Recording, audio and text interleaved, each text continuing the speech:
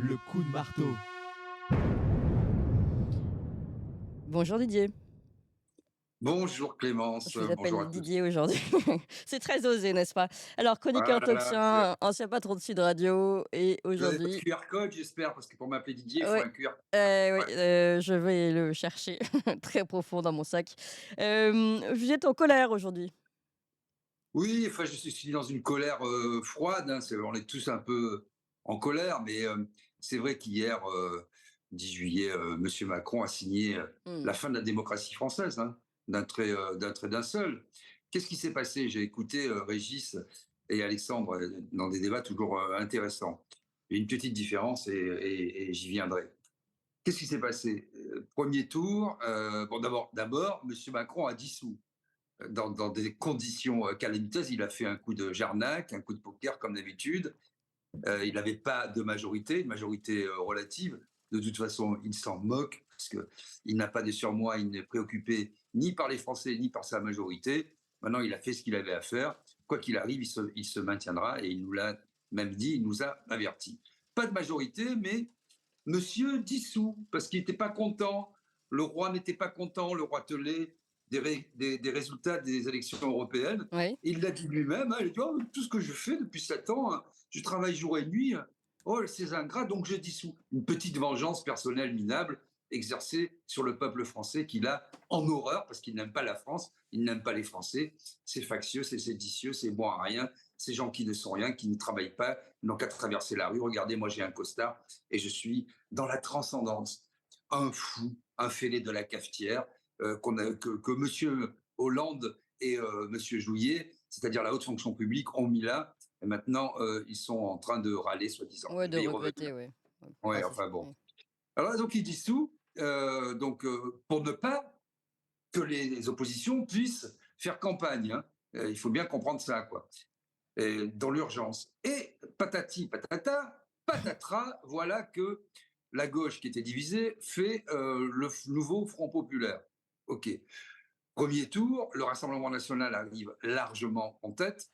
Et là, oh là là, c'est pas possible. Et j'y reviendrai, parce que moi j'ai une théorie là-dessus que j'ai déjà exprimée hier, dans le détail. Le Rassemblement national ne gagnera jamais une élection en France, ne sera jamais au pouvoir, vraiment. C'est Pourquoi? mais parce que c'est la martingale du système. Mmh. Ils ont trouvé le truc. Oui. Ils vont pas. C'est ce qui leur permet d'être élus et de garder leur prébande et leur poste. Ils vont pas lui donner le pouvoir. Ils vont soit faire un front républicain, parce que chaque fois on dit oh c'est le dernier, mais chaque fois, quoi qu'on en dise, ça fonctionne. Oui. Hein, premièrement. Et deuxièmement, si ça ne fonctionne pas, il y aura toujours. Il y a un parquet national financier. Oui. Regardez tout de suite ce qui s'est passé le lendemain, la Oui, oui. campagne de 2022. Oui, oui, oui, c'est vrai. Alors que M. Fillon, en 15 jours, a été évacué. Je rappelle qu'il y a aussi des affaires concernant M. Macron sur le financement de sa campagne. Est-ce qu'un Français en a entendu parler? Plus personne n'en a jamais entendu parler. Quant à sa fortune, elle est évidemment toute concentrée dans les robinets de la petite maisonnette du Touquet. Enfin, soyons sérieux, hein. Il faut arrêter un moment. Non, mais ça, c'est très, très Je grave. sens un petit peu d'humour. Oui, Alors, oui. Non, non, mais parce que les robinets peut-être expliquer parce que la défense d'Emmanuel Macron sur son patrimoine, c'est de dire que tout est passé dans les réparations et la rénovation de la maison, voilà, du Touquet. ah oui, oui, et puis il a payé des impôts, monsieur, tout ça, donc il avait des millions. Et puis il a réparé un peu de plomberie, il a plus de Ouais, millions. C'est dur. Et il déclare un patrimoine de quelques milliers d'euros. Enfin, bah, tout oui. ça n'est pas Mais sérieux, tout ça coûte ça. cher la les robinets. Ouais. Ouais, ouais, les plombiers, ça coûte cher. Ouais, ouais. Surtout les plombiers polonais. Alors bon, tout ça étant dit, c'est que premier tour, évidemment, bah, ça convient pas, mais ça convient quand même un petit peu. Et après, on fait le Front républicain. Et le Front républicain, figurez-vous que la gauche, le cartel des gauches, comme je l'ai appelé, parce que c'est pas une alliance, c'est plutôt un cartel, puisque évidemment, ils sont pas tout à fait d'accord, notamment entre le Parti socialiste, les écologistes et la France insoumise.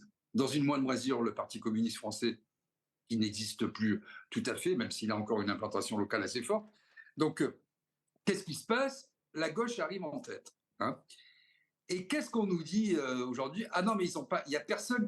Monsieur Macron nous dit ça. Personne n'a gagné. Non, mais excusez-moi. Le nouveau Front populaire a gagné les élections parce que, premièrement, c'était clair pour les électeurs et c'était clair pour tous les Français, y compris pour l'opposition. On n'a pas voté, comme je le lis, un peu partout pour la France insoumise, le Parti communiste, Bah Europe oui. Écologie Les Verts ou le Parti socialiste.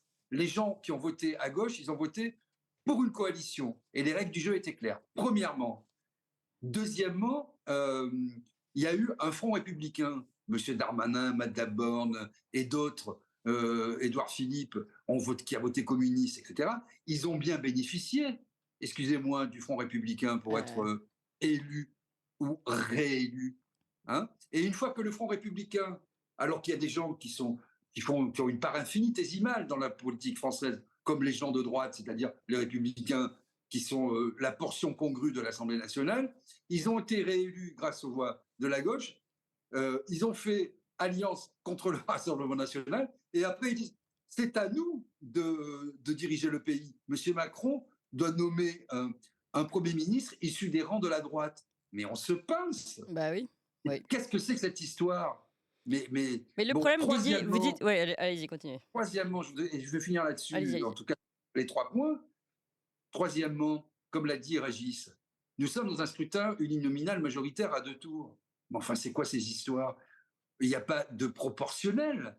D'abord, il n'y a pas de proportionnel. Deuxièmement, ce n'est pas un scrutin national. Ce n'est pas une élection comme une élection présidentielle. Ce sont des élections dans 577 circonscriptions. Et par le jeu majoritaire, il suffit d'avoir 12,5%, je ne vais pas rentrer dans la loi, des inscrits pour se maintenir. Soit on se maintient, soit on se retire. Oui, je suis d'accord avec Alexandre. Quand on a des convictions, on va au bout. Moi, je suis contre le Front républicain, où tout le monde se fait chaque fois avoir. Oui. Et je serai d'ailleurs pour un scrutin à un tour, pour éviter la 4e République. Au moins, c'est clair. On nous dit c'est pas assez démocratique. Mais c'est démocratique aujourd'hui quand vous excluez plus de 60% du corps électoral français que nous finançons. Parce que moi, je veux bien que les partis ne soient pas républicains. Mais alors, il ne faut plus de financement public. Tout ça est une hypocrisie. Le système a trouvé la martingale, se sert du Rassemblement national au premier tour et ensuite se sert de la France insoumise au deuxième tour pour les exclure. Finalement, qu'est-ce qui s'est passé là?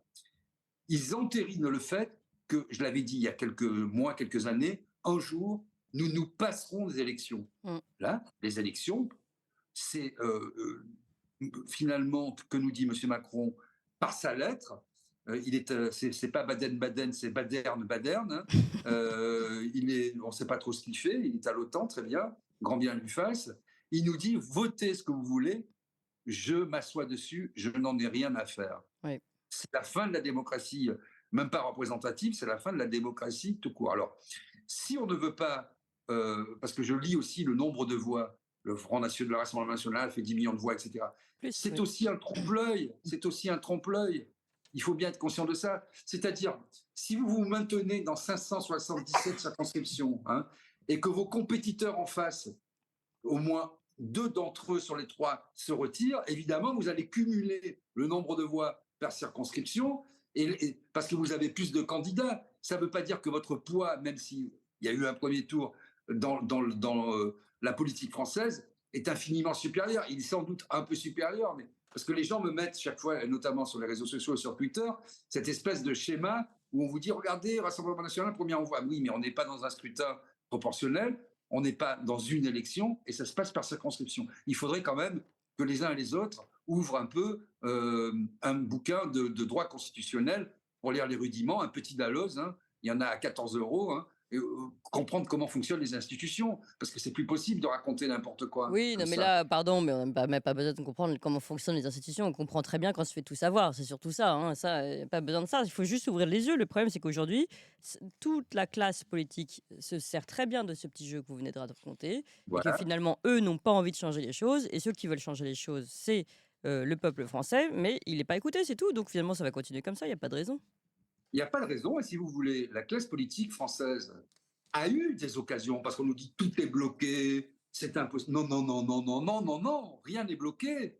Rien n'est bloqué. Il y avait des motions de censure. Il y en a eu combien de motions de censure pendant la réforme des retraites?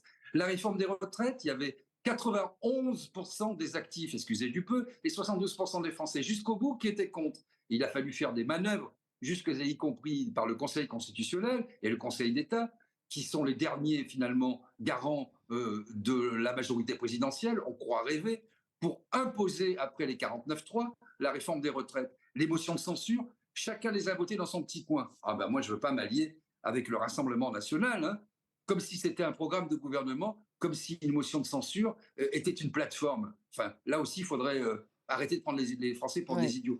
Deuxièmement, d'autres possibilités, moi j'étais contre au départ, mais au fur et à mesure, je me suis dit, tiens, quand même, oui, maintenant je suis à fond pour, et ça fait plusieurs mois déjà, la destitution. La destitution. Que,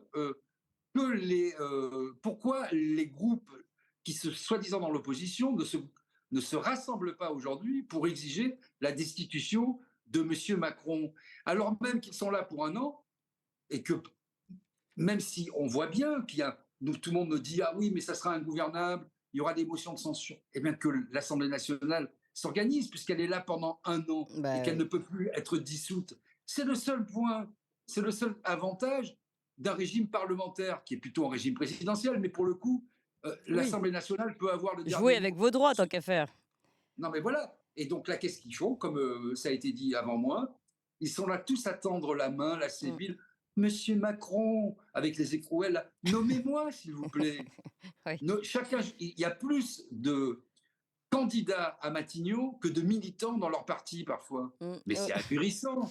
Et plus que Alors que, candidat à l'opposition. Ouais. non, mais moi, je suis d'accord pour que dans une lecture, dans l'esprit des lois, parce qu'on dit Monsieur Macron n'est obligé à rien, il ne doit pas nommer. Mmh. Personne ne dit qu'il doit nommer. C'est que dans l'esprit des lois, dans l'esprit, on est bien loin de l'esprit des lois, vous me direz, mais bon, Oui. on peut être loin de tout, on peut raisonner par l'absurde, tout vaut tout, etc. Donc non, mais dans l'esprit des lois de la Constitution française, évidemment, surtout quand il y a eu un barrage dit républicain, front républicain, des arrangements et une majorité qu'on sait relative parce qu'il y a trois blocs Oui. et qu'on est dans le tripartisme et qu'il ne peut pas y avoir de majorité absolue, il faut nommer la personne arrivée en tête, au moins que la personne à Matignon soit issue des rangs de la coalition arrivée en tête. Qu'après, il y a un problème politique et que ce gouvernement ne puisse pas gouverner sera renversé. C'est autre chose. Oui, bien sûr. Mais Oui, faisons oui. pas de politique fiction, respectons la Constitution. Et M. Macron ne respecte rien. Mais ça sera ma conclusion, Clémence. Il a bien raison. Oui. Il a bien raison de ne rien respecter. Parce que dans le silence des agneaux et avec la complicité des médias et la couardise des oppositions de la classe politique, M. Macron se régale.